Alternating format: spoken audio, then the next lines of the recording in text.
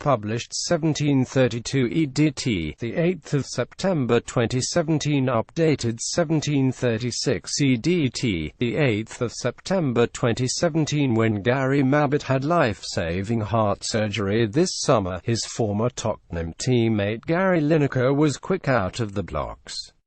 "When they operate, it will be the biggest heart they've ever seen," tweeted Lineker. "Thinking of you, skipper." Last week, less than 3 months after an emergency 7-hour bypass operation, Mabbutt was cleared to return to work as an ambassador for Tottenham. Last Friday he drove for 5 hours from London to Manchester to a supporters meeting.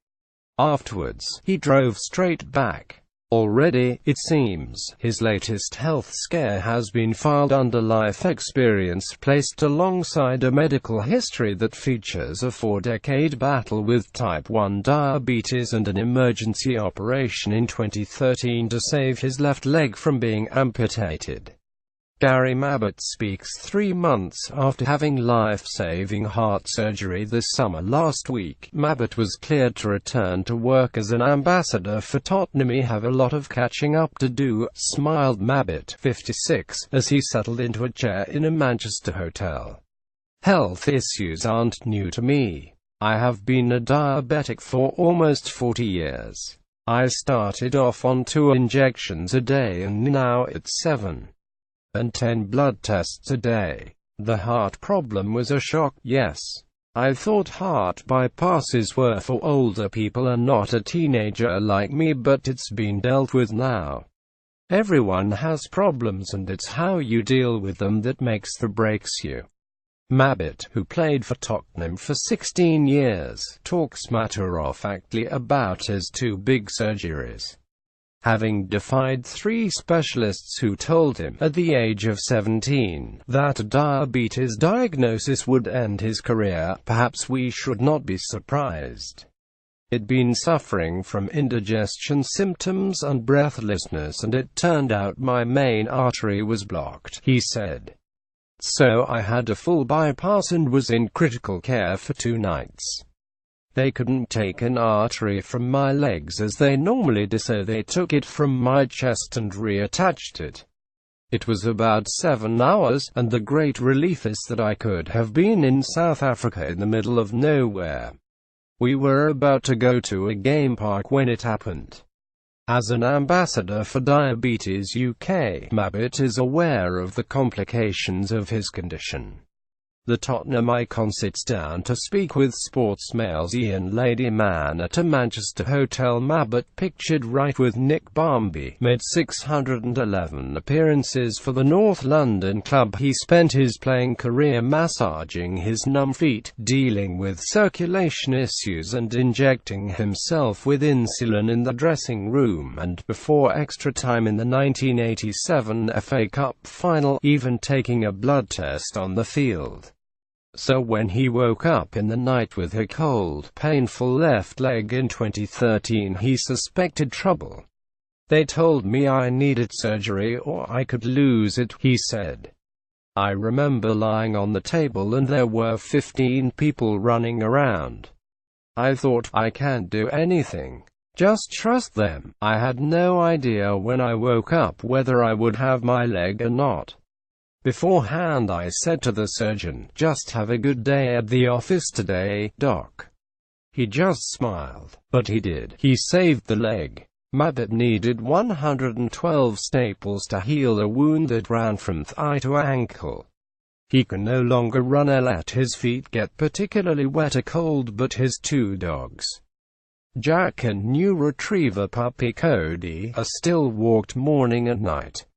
"I don't try to be heroic," he said. "I listen to the docs.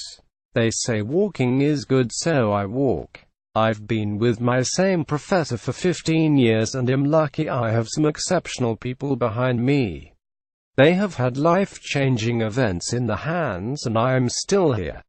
The 56-year-old has a medical history that features a 4-decade battle with type 1 diabetes. When Mabbutt had life-saving heart surgery, Gary Lineker was quick out of the blocks. Mabbutt agreed to this interview to shine a light on the constant work to tackle diabetes and the ongoing need for diagnosis. He also wants young sportsmen and women to know that, although each case is different, it does not necessarily have to end the competitive careers. The former Spurs captain was diagnosed when he was playing for Bristol Rovers in Division 2. "I played the worst game of my career at Leicester," he recalled. "I couldn't keep up. I was constantly thirsty, and when I wasn't asleep, I wanted to be asleep. I was diagnosed and told I couldn't continue. 3 specialists said it was over, no chance. But then the 4th said that nobody had done it from a young age, so maybe we could give it a try. They said I had nothing to lose." Mabbutt played more than 600 times for Spurs and 16 times for England, winning the UEFA Cup in 1984 and the FA Cup in 1991. "Youngsters say to me they wish they weren't diabetic, and I say, yes, me too," he said. "Sometimes I think, why me, but how has it affected my career as a non-diabetic? I was playing at Bristol Rovers, and post-diagnosis I had a 16-year career at Tottenham and played for England." Mabbutt agreed to this interview to shine a light on the constant work to tackle diabetes. Mabbutt, pictured in 1982, played more than 600 times for Spurs and 16 times for England. At the start, it used to be Gary Mabbutt, the diabetic. Bobby Robson called me the Bionic Man. Within 18 months it was never mentioned. I showed that I was just a footballer. You think it is the end of the world, but this showed what could be done. I had to be strict. I couldn't go out drinking. I had to stick rigidly to my injections. I'd have a blood test at halftime and take what I needed. I hated injections, but given the option of injecting yourself or die, it was an easy decision. Before I drive anywhere, I do a blood test, a pinprick, and my machine gives me a reading. I will do one before the function tonight. When I tell people I take 7 injections and 10 blood tests a day, they think it sounds awful, but after nearly 40 years, to me it's like brushing my teeth. Only twice during his career did things go seriously wrong.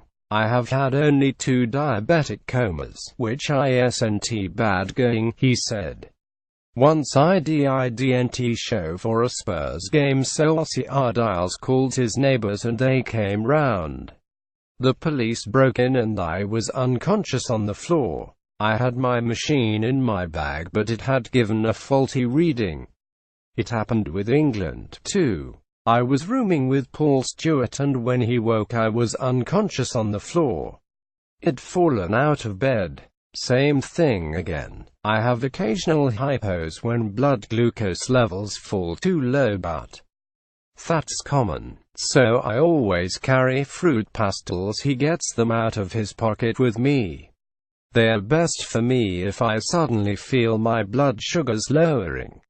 The inspirational Mabbutt poses proudly after receiving his MBE at Buckingham Palace. Loved by Tottenham fans, Mabbutt is also feted in Coventry.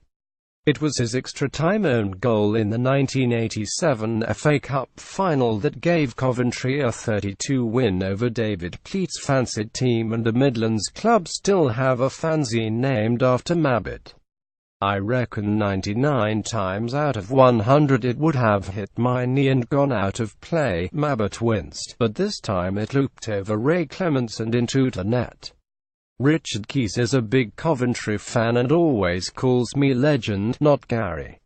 And lots of Coventry fans have kissed and photographed my left knee. I was voted the most influential player in Coventry's history on one website, and although it was devastating at the time, I have to laugh now. The first game the next season was at Coventry, and both sets of fans were singing "There's Only One Gary Mabbutt." Mabbutt struggled with his circulation that hot Wembley day and was struggling to feel his feet before extra time. "That was common for me," he shrugged. The 1991 FA Cup final is remembered for the injury suffered by another great, Paul Gascoigne. After that final, Mabbutt, then 25, required a major operation to widen his arteries in a bid to improve blood flow. His stomach still carries the scar. He was also in high demand. He received calls that summer from Kenny Dalglish at Liverpool and Manchester United's Sir Alex Ferguson. At a barbecue, George Graham even asked if he would join rivals Arsenal. "Kenny wanted me to partner Alan Hansen," Mabbutt revealed. "He told me that he wanted myself, John Barnes and Peter Beardsley that summer.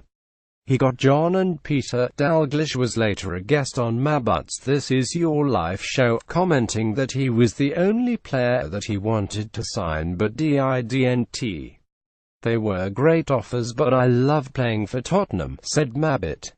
"I was enjoying it and I have an amazing rapport with our fans.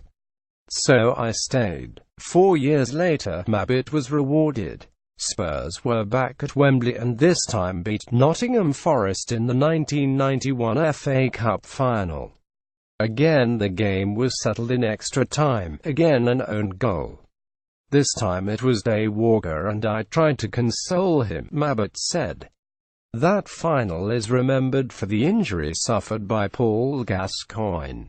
Some testimonies have said the Spurs playmaker was wound up to the point of distraction beforehand.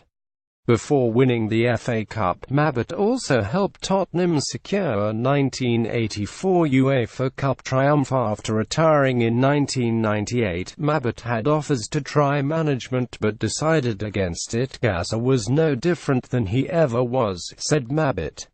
"He was always hyped. In the warm-ups he would chip the ball into the middle of the brass band. Instruments would fly everywhere, chaos. Then they'd get back together and he'd do it again. I saw him do it that day and thought Gazza is up for it." Gazza and Glenn Hoddle were the two best midfielders I ever played with. Gazza was hard work to look after but what an incredible talent. After retiring in 1998, Mabbutt had offers to try management but advice from one of the very best resonated. "I was chatting to Bill Nicholson," he said. "A lovely man. He brought me to Tottenham. As chief scout, he recommended me to Keith Birkinshaw. I once asked him if there were any regrets from his career and he said, I walked my daughter up the aisle and suddenly realized I didn't even know her. Had been so full on with the game. It hit me. I couldn't think of not seeing my daughters grow up." At a barbecue, George Graham even asked if he would join Tottenham's arch-rivals Arsenal. Mabbutt was in high demand and received call from Manchester United's Sir Alex Ferguson. Mabbutt's youngest daughter, Tabitha, is now 13 while Stephanie is 18 and about to study veterinary science at Cambridge University.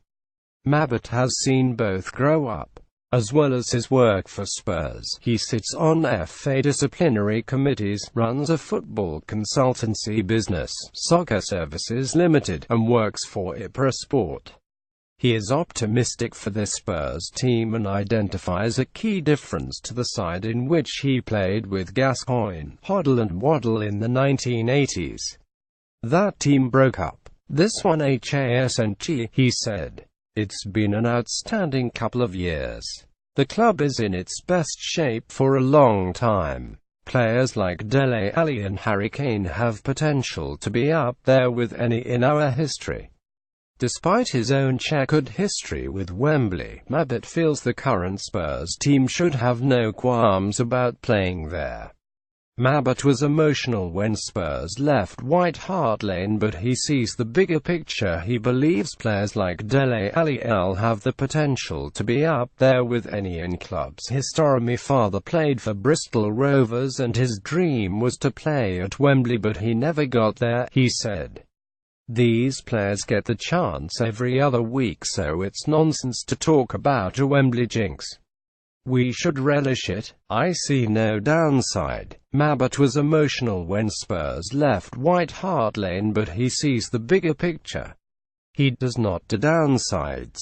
Shortly after his own diagnosis with type 2 diabetes, Olympic rower Sir Steve Redgrave called Mabbutt. He was diagnosed between winning gold medals 4 and 5, said Mabbutt. I said it would be no problem for him, and he went on to win his 5th medal as a type 2 diabetic. Fabulous. If I see a youngster who is poorly but wants to play football, I tell him or her one simple thing: go and be the next diabetic to play for England. For more information about diabetes, go to www.diabetes.org.uk or call 0345 123 2399. As an ambassador for Diabetes UK, Mabbutt is aware of the complications of his condition.